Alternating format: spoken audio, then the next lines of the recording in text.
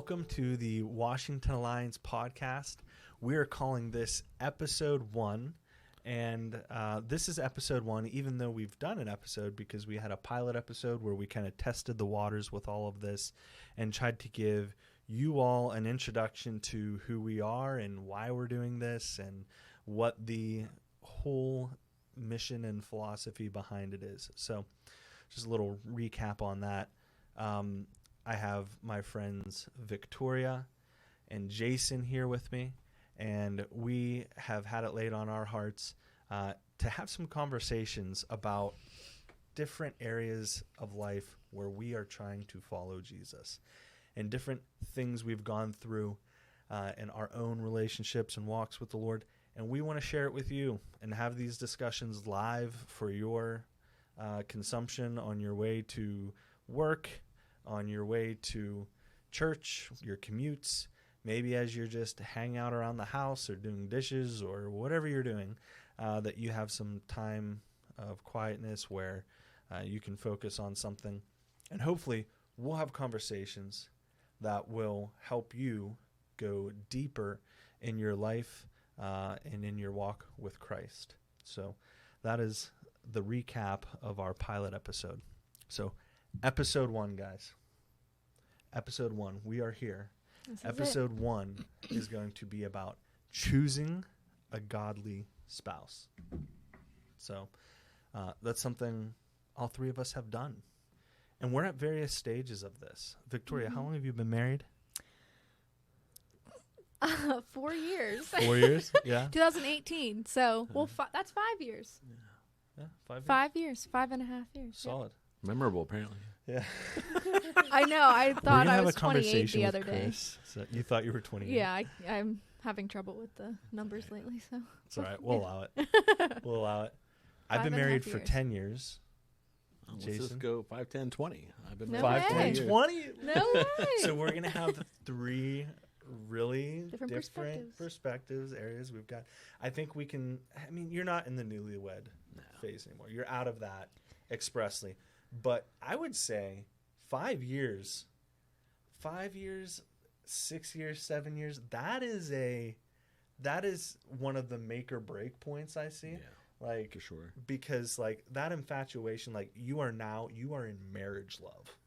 Like you have exited dating and engagement love and you are now in like marriage love, which is deeper, better, but different and harder. For sure. So, yeah. But for our purposes, you're kind of part of the new to this crew. And me, I'm like a teenager. Like I've done this long enough that I think I know everything. And then we have Jason here, who's the old head. You know, That's not he's good. like, you I know, used to be the young guy. he's weathered and, you know, he's been through the storms. We're still in the honeymoon phase, so I don't know what you're talking about. Good answer. So he was telling me, he's like, I think my wife's going to listen to Yes, this she's podcast. definitely watching. Yeah. So you earned a hardcore point there. But yeah, but at any rate, like our spouses are following Jesus. Our spouses love Jesus. Somehow we found them and we have marriages that are intact.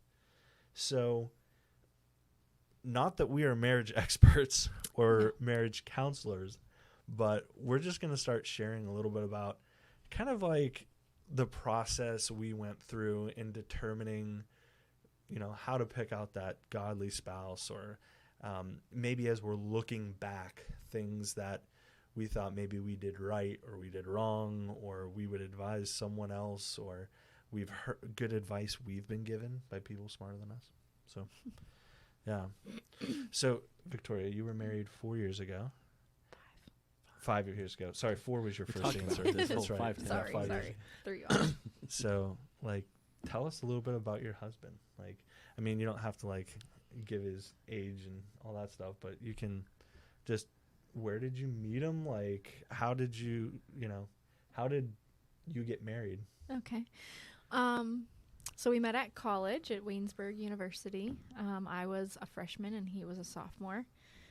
We just met because we had mutual friends pretty much. There was a girl that I was friends with that had a boyfriend that was in his grade. She already knew all the people because she had a boyfriend there that had already been going there for a couple years. So I hung out with her some, and I actually, funny story. I actually went to the draft, the NFL draft. A friend of my husband's invited me to come watch that with him, with all the guys and different girls and stuff. So I went to the dorm room for that. But I went with him like as a friend, and I noticed my husband there.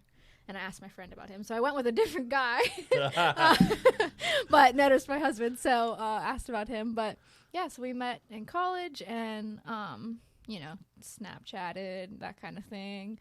Yeah, I don't know anything about that. It wasn't a thing when I was in college. It was pretty new at the I'm older time, I than think. you. Newer way of communicating, I guess. Not necessarily newer, but newer Right. way of like actively communicating. Right. So. Yeah. Snapchat's probably not even cool anymore. I don't know. You have children that are the cool They're not allowed age. to have Snapchat. Yeah, well, probably good for children, right? Yeah, definitely. And they did not have that with me, and my wife. Yeah. So that was. No, you guys were Not a like, tool Didn't even we have used, phones. yeah, you guys were sending Morse code, smoke signals. No. Cool. Yeah. So, Jason. Yeah, I still haven't even met yet. She just asked about him. Oh, I yeah. guess I didn't talk about how we got Jeez. married. Well, yeah, we just, Yeah. I guess, shorts. How long did you date? We dated for 2 years. Oh, okay. No, dated for 2 years. Then we got engaged and we got married after we were together for 3 years. That's a pretty long courtship. Yeah. I wanted it to be shorter, but it didn't happen. Right. I understand So, that. Yeah, but yeah, he's great. He was not saved when we started dating. Oh, Yeah. dun dun dun. Yeah, he was kind of raised Catholic, not Yeah. super active in it, but yeah, he was not saved, but he was definitely searching, and he's great now. He's definitely the leader of the Yeah. home, and he's a police officer.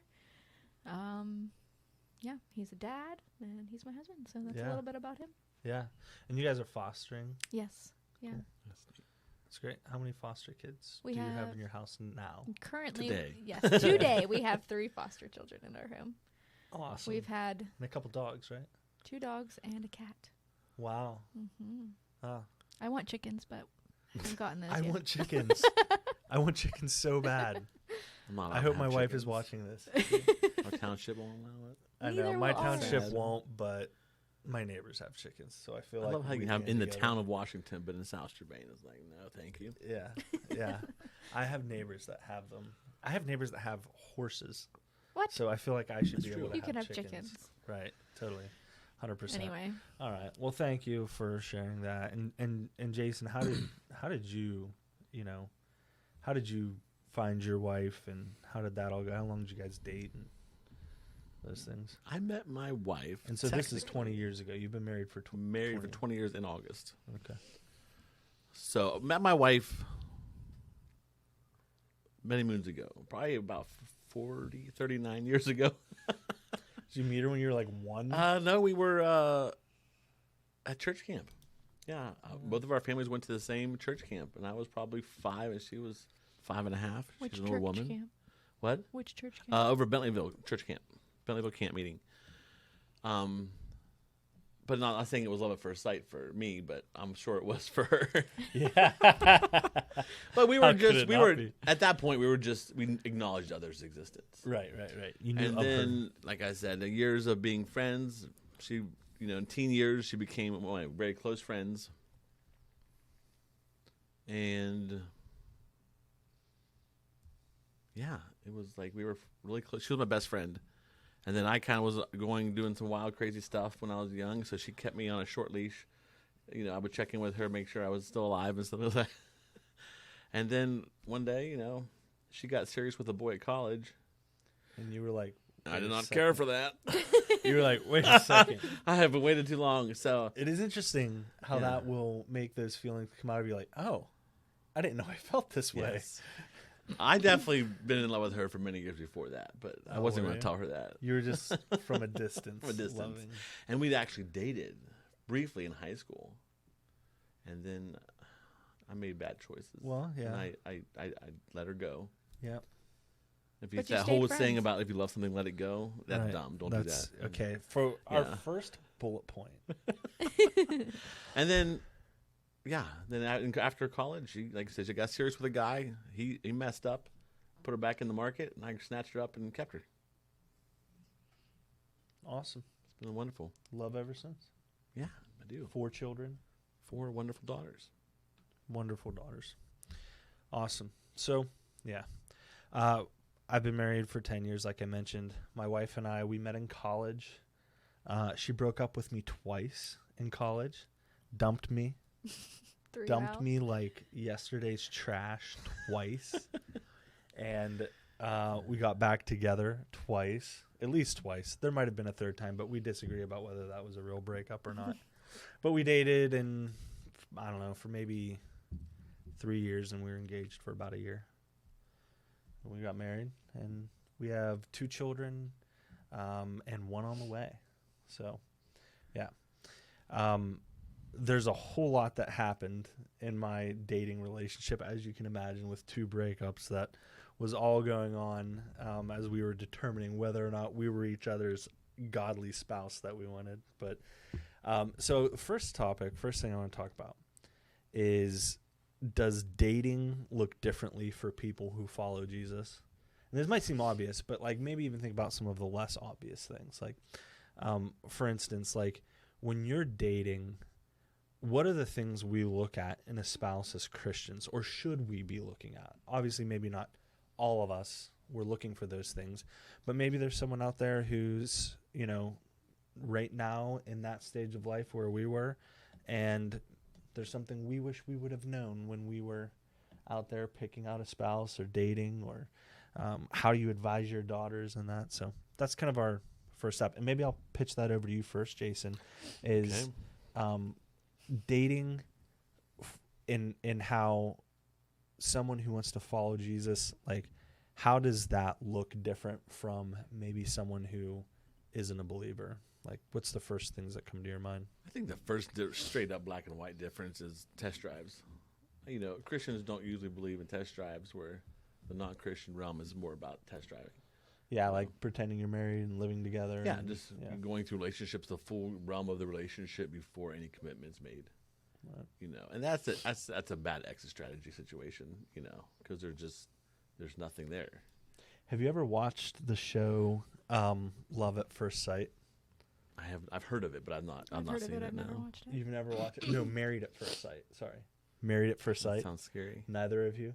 So it's literally a TV show, and they use a series of marriage experts and relationships experts, and they match people up. And the first time that people meet is at the altar, and they get married, and then they have a camera on them for like the first 5 months of their marriage. It's because that's 6 months they're divorced. But like some of them aren't though. Really? Some of them like Thrive. and there's like studies that show that like there's something to starting with the commitment Yeah. before you've had all of the other attachments thereof. So I don't know any of the numbers on that, but that was like what the show is premised on, was like, this is actually the better way to do it. So it's interesting. My wife's, you know, at various times has been addicted to that show. She loves that Married at First Sight, so you have to look that up. But yeah, I mean, I think that's the biggest difference. Right. And what you're looking for in a person. You know, I think a lot of times in a worldly relationship, you might look at more financially, more, you know, physically, where Christianity, you're still looking at that stuff. You want somebody who's responsible and takes care of themselves and can provide for you or the other person. But I don't think it's a stress as much as you're looking at character, you know, that real heart of character. And that's why I teach my girls, you really want to eyeball character before you go into other things and part relationships. Right. So, but how do you get to know someone well enough to marry them if you haven't lived with them? Like, if you haven't lived with them, how do you get to know, like, you know, are you going to be compatible with this person day after day after day? I think that's the mystery. That's the fun part of marriage. Yeah. Yeah. Well, Finding all the flaws after the I do's. I didn't live with my spouse before we were married, and it literally was a mystery. Like, there were things that we just did not know about each other, like how you function. I can remember, you know, real soon after we're married, like getting up and getting breakfast and like hanging out during the day and just being like, she's here all the time. like she's here, like she's in this room when I walk in, and like and a week later, and a week later, and a week later, and it was like I'd never experienced that before. Yeah. But there's so many like couples out there who are living together for years before they're married, you know, and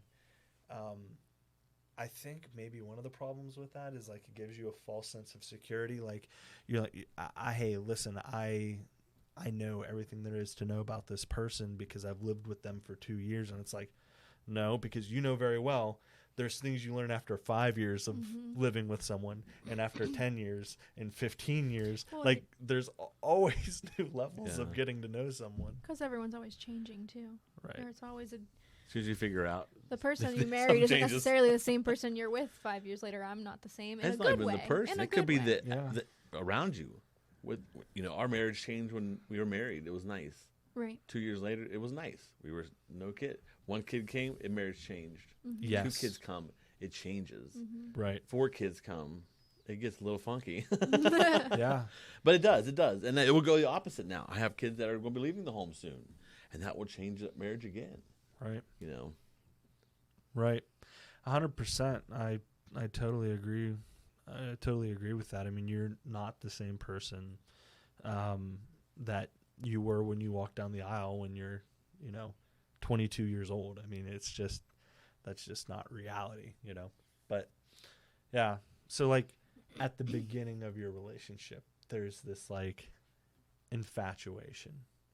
What part does infatuation play in relationships in regards to choosing a godly spouse? Like, is this something you have to like tamp down and get past so that you can really look into someone's character? I mean, obviously there's got to be physical attraction there. Like, I mean, I feel like unless you are, you're not going to have a very happy marriage. So that's a given.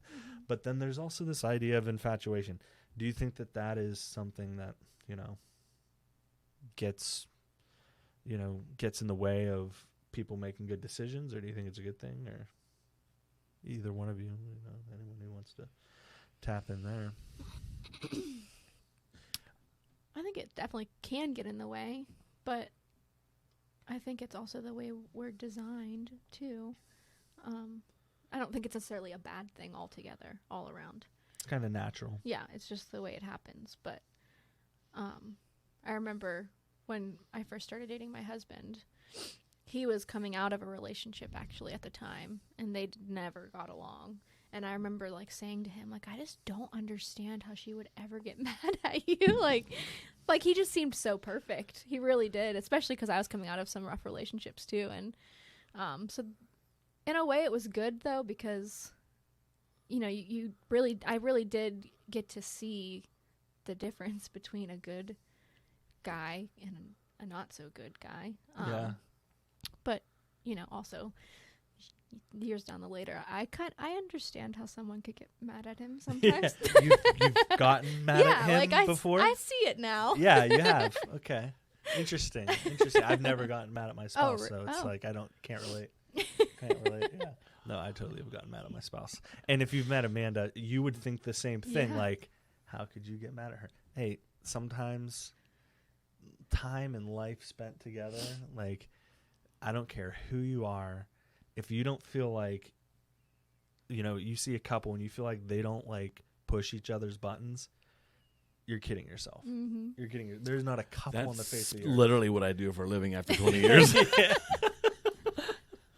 That's great. But no, I think with infatuation, one downfall of infatuation is you tend to put blinders on sometimes, where you only see the person for what they're displaying and not doing your research and hanging out outside of the normal stuff. Because people are going to be their best when you're dating. I mean, that's as good as it gets, probably. True. And I think that's important with marriage, is making sure it doesn't go away.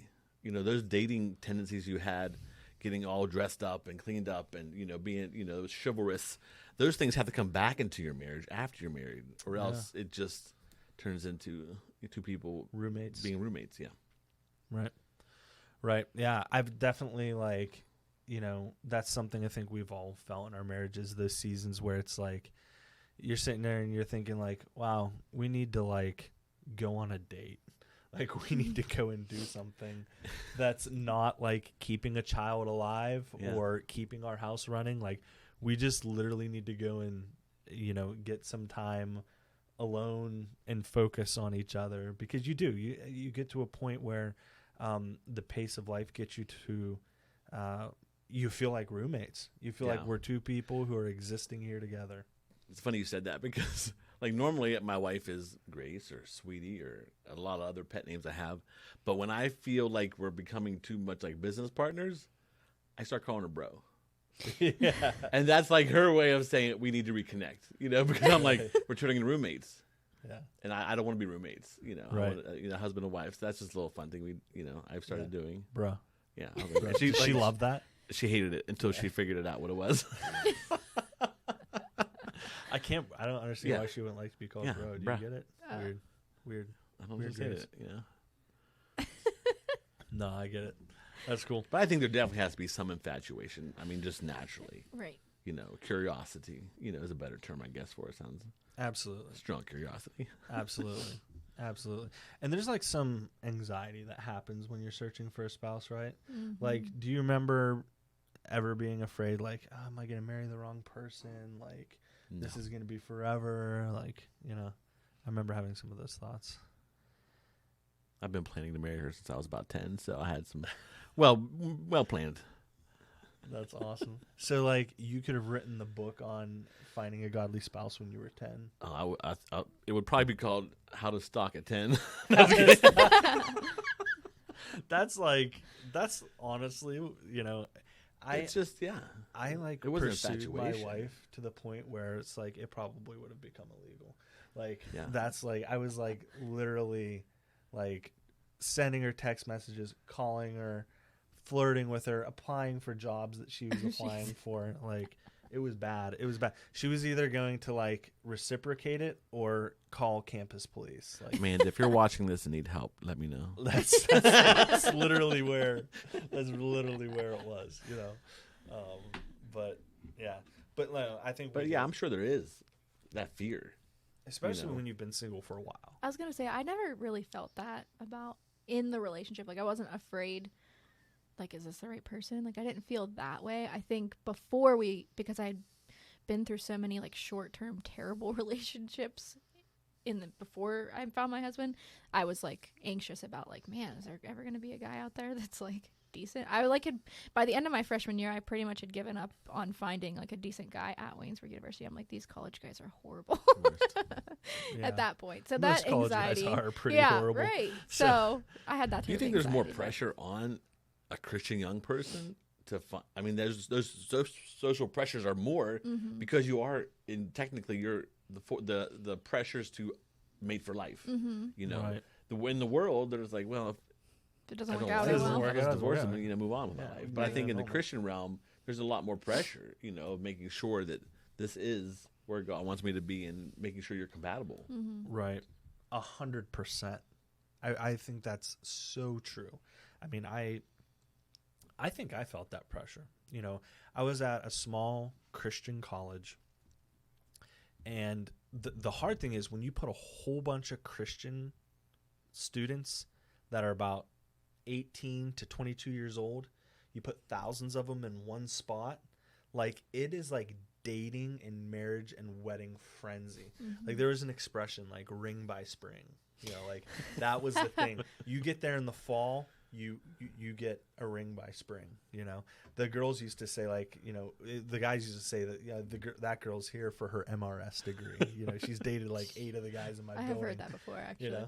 So I mean, where I went to college, a small Christian university or small Christian college, not a university, small Christian college, there was a lot of pressure of like, number one, if I don't find a spouse here at this school, It's not going to happen. I am going to be a single person, miserable for the rest of my life. Like I have to find a spouse right now, So yeah, there's lots of that kind of impression. But I'm even thinking about people who've been single for longer. People who've been single well into their adulthood, and they're getting this, maybe feeling some anxiety about is that spouse ever going to come? Is God ever going to bring someone into my life, so that I can have a marriage and a family and those types of things. So My stepmom was 65 years old, single, wow. when she married my dad. My mom passed. Wow. I mean, career woman. She was worked in the bank for 40 years, retired from the bank, happily single. Right. My dad ruined it. No, just kidding. But yeah, I mean, she was very, God did not call her to. And then 65 years, yeah. I think it's one of those things that, like, that is quite a refining process that God has someone in who desires to be married but hasn't found that spouse yet. That is quite a refining process, because think of the things that you're surrendering in your heart and putting Jesus in front of. You know what I mean? Like, your identity can't be in your spouse because there's not one there. In some cases, it can't be in your children. Now, a lot of people will adopt, and that is great. That's a fantastic thing. But what about the single people who don't have children? I mean, their identity isn't in their family. A lot of people, like, when they're dating and they're looking for that godly spouse, Christians are looking for that spouse, that takes precedence over everything, and they're focused on that, and that is what their whole, like, it's their God is this dating process. And I think people who are single have the opportunity to work out putting Jesus ahead of your family and ahead of your spouse in a way that people who get married right off the bat don't really get to that depth of a relationship with the Lord in the same way. Yeah. Or in the same amount of time. So, I mean, I think that it's like any hardship or anxiety or thing that you have in life, it's there to bring you, ultimately, it's there to bring you closer to the Lord and to take you deeper in your relationship with Him. I mean, another thing I think about are people who are looking for a spouse after, someone passes away, like what your dad did, and looking for another godly spouse. He'd done it once, and now he enters this new phase of life as a widower, and there's a lot of different situations like that where people are kind of they wouldn't have written this story for themselves. It definitely doesn't. You're not planning for anything like that, for sure. Right. Because you don't look past your relationships. You don't look the next step. That's why, obviously I'll marry within like a week if Grace dies, because my ability to live alone, my inability to live alone. Right. Right. And Grace has vowed never to remarry because nobody else will hold that up. Right. Yeah. My wife is also vowed she will never remarry if I die. Mainly because she doesn't want to make the same mistake twice. But yeah, I mean, I'm the personality that you talk about identity being with your mate. I need somebody to balance me out. So but I don't plan on that, ever look forward to that. I couldn't imagine it, honestly. Yeah. What do you think is the biggest mistake that Christians make when they're dating and choosing a godly spouse? I think dating is overrated, Like dating too long. They're just like in these long drawn out. Because, and just dating for the sake of dating. And they're adults. Yeah. Or dating people that you don't intend to marry. Yeah, just dating for and not to the point, like my daughters, my daughter wants to date or something. And I would like, well, do you see this person being the next person, Because if it's not there at all, I don't want casual dating. I mean, that just leads to, Weird. either scarring or bad relationships Right. But I don't have any problem with dating, but you should always be able to see them as a partner, Yeah. But a little bit of dating, maybe figuring out that that's not the thing you want to do. To her point, that's God will still use those bad like you, experiences. Victoria, do you feel like you would have been better off had you not dated those bad relationships? Would your life been better without those relationships, or were they a building block to how to approach a good relationship?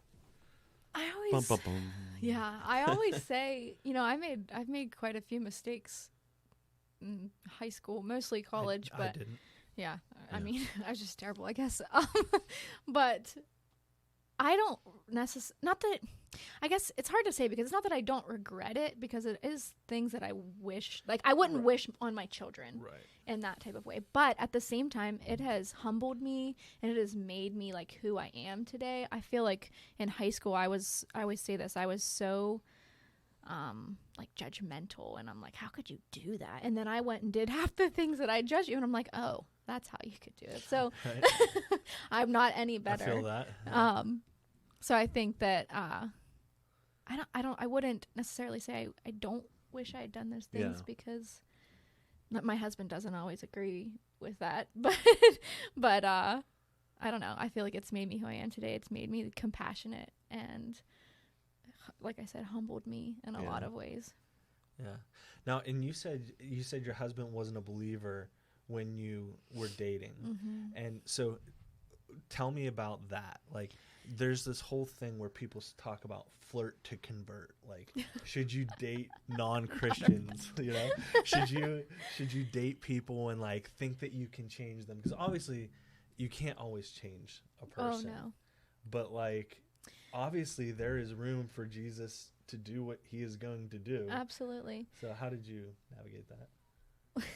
Well, it's well, for one, I was not encouraged to do that. My parents were not okay with the fact that not that they didn't like him, but I was always advised and encouraged not to be dating someone that was not saved. Probably solid advice. And I understand even more so now that I'm married why.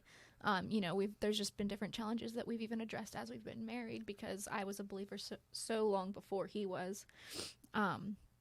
But I actually, after being with so many men, not so many, but like a couple guys that were just not great, not saved at all, like not searching anything. When I first met my husband, I said, "Hey, do you want to go to church with me Sunday?" I was so like, I'm not doing this again. Like, this is it. Even though I knew he was not saved. But I asked him and he was like, yeah, sure. Well, then I went back to my dorm. He went to his dorm or whatever. And he ended up texting me. He's like, I don't think I want to go. And I'm like, listen, don't do that. Don't be a pansy is basically what I said. I said, if you don't want to go to church, that's fine. I don't necessarily know if I want to be with you if you're not going to be someone that's going to open up to that opportunity. I want someone who's saved, who is not necessarily saved, who is willing to bring God into their lives and see what he has for them. But don't tell me you want to go and face to face and then text me that you don't want to go. Yeah. Tell me to my face if that's. Come and tell me. Yeah. Come So, and and tell- he was like, well, I guess I'll go. And and he came and he met my dad for the first time. This was like a week into even just like talking to each other, my husband and I. So yeah. So you started the missionary dating early. It was like, week bam, one, like you're I'm not like- doing this funny Yeah. business. Yeah. Like, So, I mean, like, there's not anyone at this table that we would say, I would advise someone to do step by step by the book, the exact way that I found my spouse. Like, but listen, that's why it's so important for us to be following the Lord, because we're going to have gaps. Like, we're going to leave gaps in how we handle finding a spouse and how we date. We are going to have gaps. And if we're not following the Lord and following Christ, Jesus fills those gaps. Like he like his grace will cover certain like mistakes and missteps and bad decisions we make. It's actually a living miracle that I ended up with the type of spouse and woman that I ended up with, the way that I operated when I was 20 years old. Like, it's actually a living miracle, So, for sure. Yeah. So you flirted to convert. I guess you so. did. I guess so. It Yeah. worked. So there you go. It worked. There you go. It does work. He was definitely he had God in his life for sure. I wouldn't necessarily say he was saved, but there's times he would say, yeah, I prayed every time before I pitched, baseball. Like, and I'm like, really? Like, it's just crazy how the Lord was already working in his heart Yeah. too, even if he was not necessarily saved. My wife was a Christian when we started dating, and I was not. Oh, so she flirted to convert you. She flirted, and my dad actually took her aside before we started dating and said, "You should not date my son." Thanks, Pop. I love Dad. Dad's. He's Dad like, he's was not where looking he out needs for to be. her. Yeah. Well, they loved her more than me from the beginning. Yeah. Well, I Yeah. actually get that, but yeah, continue. I've met his But yeah, wife, so that I mean, so when we started dating, I was not, and she definitely warned me. I mean, I knew by being a pastor's son, what to do. I was just choosing not to do that. And my views on dating are definitely not based on how I process that. Me dating, neither. Living outside of the realm of Jesus, dating was different. So, kind of yeah. back to our first question. yeah.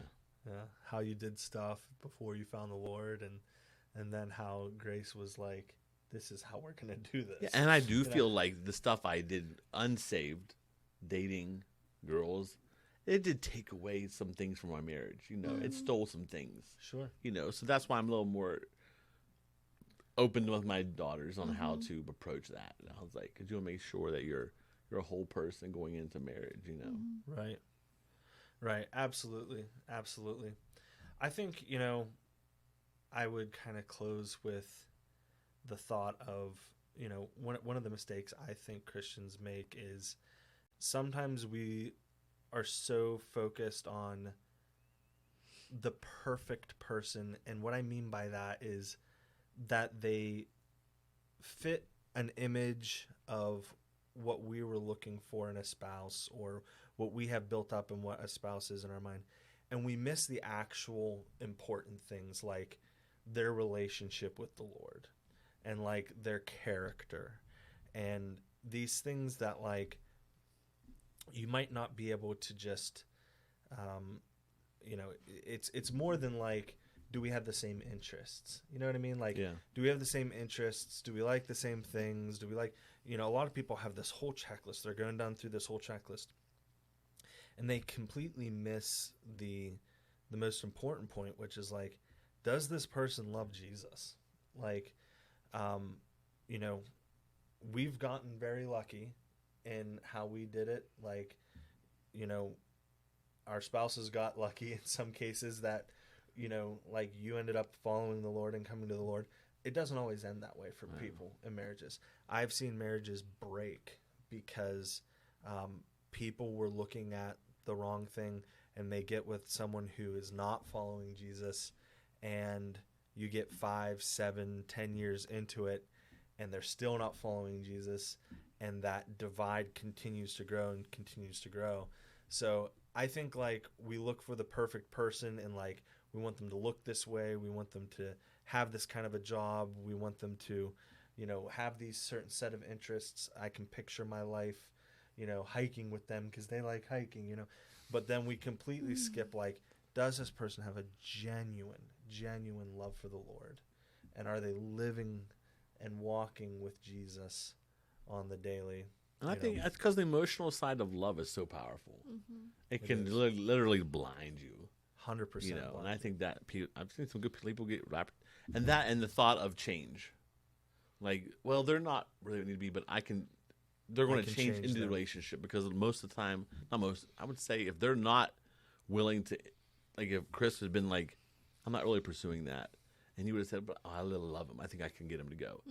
That's where divorce, that's where that unhappiness comes, that 5 to 7 years when they're like, this is not working. I'm not making the impact on this person, that I thought I was going to. And I'd actually dated a guy before that. We broke up twice because I kept thinking, maybe this time I'll be able to get him to like, come to church and, and then I'd be like, never mind, it's not going to work. And then I'd be like, maybe this time.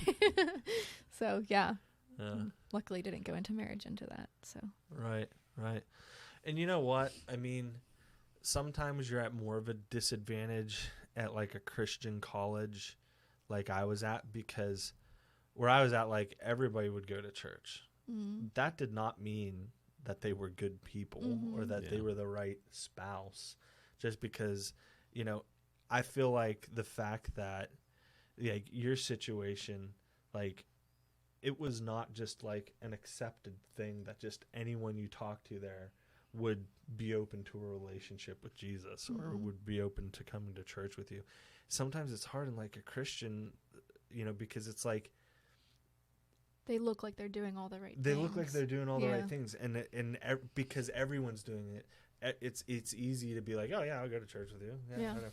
But they might have zero intention Yeah. of this ever being a long term, commitment for them. But I see, a lot of times, people who got married around the same time that we did, we're seeing like a lot of divorces happen now. We've Mhm. called it like the 10-year itch. Yeah. Like a lot of people, I think you get like 10 years in, and that's a tough time. I've heard people say 5 years is a big divorce milestone for couples. These That's- days, it seems like even 25, 30 years. Jeez. Yeah. And I'm like, that's crazy to Yeah. me. I feel like this 5th year mark has been, I've told my husband, this has been like the year that I feel like we finally like kind of got our groove. Like we're Yeah. teammates now. We were trying to figure it out for the first 5, because we were married It's without so kids, new. and then we got kids, and now we've had kids Sure. for a couple years, and so now Right. I feel like we're really like in a groove of being teammates and I think it would even be partners. harder because your family changes, is Mhm. evolving all the time. Yeah. Ours changes, like do. But yours is like, you guys got to be on your toes. Like a revolving you know? door. Yeah, but making sure that all that chaos, there's time for each other. Yeah, You know? right. Right.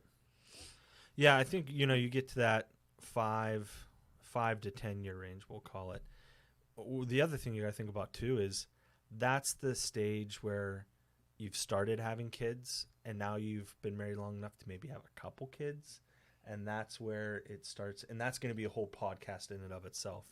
Jason and I have talked about that. Like, we want to have a podcast about being married with kids, so we'll dive into that. But it changes, it changes. I think that's like the thing you got to look at when you're choosing a godly spouse is like, does this person have the relationship with the Lord?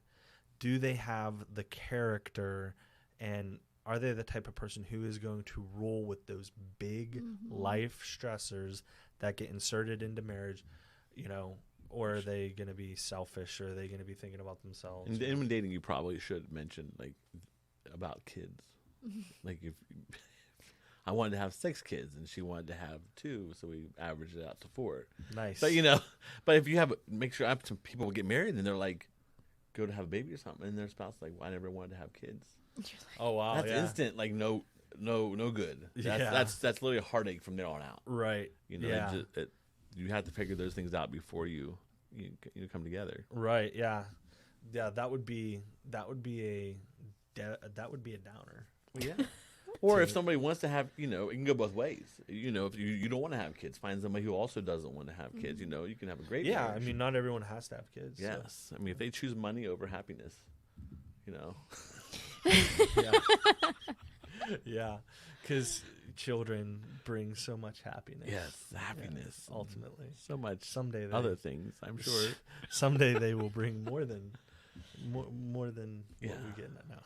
No, we all love being parents, but it's hard. Oh, Being yeah. being parents is hard. There's no doubt about that. It's tough. But yeah, as they say in the biz, that's another podcast. So, yeah. Any final thoughts on this whole subject, guys? Anything you want to leave our audience with as we wind this first episode of the Washington Alliance podcast down? I don't know. I don't We know. cover it all. I feel like we did. Do our viewers have everything that they possibly need to I'm find a sure godly we left them spouse? wanting. Yeah, right. Right. Well, thank you for joining us, guys. I hope that you found this conversation interesting. I hope that it blesses you. Obviously, we don't have all of the right answers, but our hope is that maybe it got you thinking as you're looking for a godly spouse, or you're advising your children as they're entering that stage of life where they're starting to date and they're starting to pick someone out. We've had some really good highlights come out of this podcast and this conversation. Number one is like, you're not going to do everything perfect. All three of us, none of the three of us did everything perfect as we were dating and choosing a godly spouse. We all would have done things different, but Jesus was there. He was in our lives, and he, because maybe our spouse had a serious and honest relationship with the Lord, or we had one. He fills in those gaps, you know, and but where it's possible, you're just looking for that person who is on the same path following the Lord that you are. So thank you for joining us, and we'll be back for another episode.